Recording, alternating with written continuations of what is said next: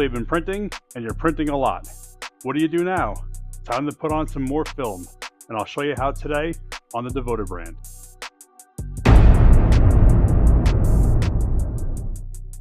Take your new roll of film, unpack it. It comes wrapped up nicely and securely from the good folks at DTF Station. Take this bubble wrap off of here, and I just put my hand right in the core. And there we go. Now, you'll see how there's a tab. Pull the tab.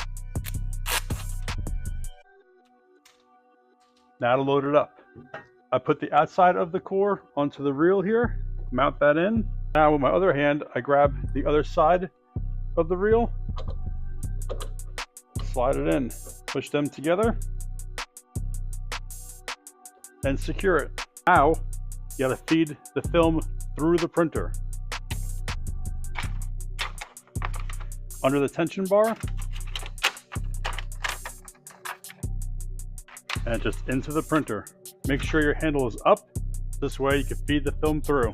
Hope you guys enjoyed this little video of just how to load up your film into your Prestige R2 Pro. Little behind the scenes action here, literally behind the scenes. You guys have a good one.